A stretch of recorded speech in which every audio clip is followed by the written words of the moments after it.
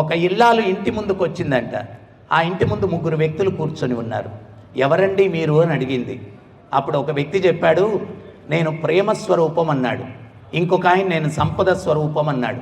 ఇంకొక ఆయన నేను విజయ స్వరూపం అన్నాడు. అప్పుడు ఆమనింది, మీరు భోంచేసినట్లేరు, ఇంట్లోకి వస్తే భోజనం పెడతాను అనింది. అప్పుడు వాళ్ళు అన్నారు, యజమాని లేడు కదమ్మా, యజమాని వచ్చిన తర్వాత పిలువు, అప్పుడు వస్తాము అన్నారు. యజమాని వచ్చాడు, భోజనం పెట్టింది.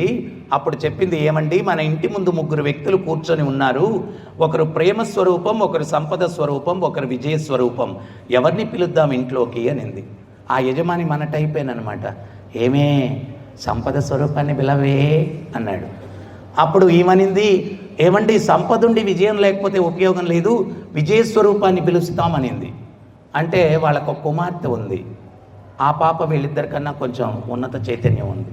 ఆమె వచ్చి ఏమనిందంటే, తల్లిదండ్రులారా, సంపద విజయం ఉండి ప్రేమ లేకపోతే జీవితాలు నిరర్ధకము, దయచేసి ప్రేమ స్వరూపాన్ని పిలవండి అని ఆ పాప చెప్పింది.